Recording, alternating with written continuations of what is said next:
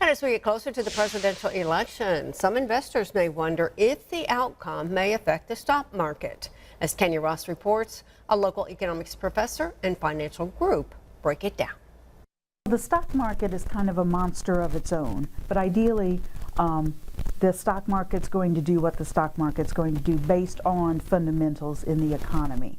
However, there's many short-term changes within the stock market, and so that can be related to, say, policy. And so policy of whoever becomes president can become important. By next month, one of the candidates on the 2024 presidential ticket is expected to be the presumptive president-elect. A Monroe Financial Group says clients who invest are wondering what this means for the stock market. I think the biggest thing will be to avoid the mistake of making a correlation between who wins the election and the propensity for the stock market's direction. The stock market has a propensity to go higher no matter who wins.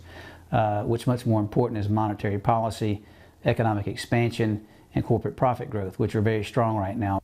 Professor Johnston at ULM says policy under a president's administration can impact inflation. So inflation, as we saw in the last 3 years, has been a major driver of things affecting the stock market, because once inflation went up, then we needed to increase interest rates, and that did have an impact on the stock market.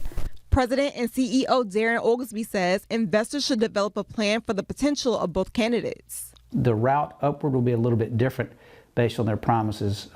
So I would have a plan of action in place, working with an advisor. If you already are, they probably already have that outlined for you. They've reached out to you and told you they have a plan for each candidate going forward. If not, you need to be thinking about that now.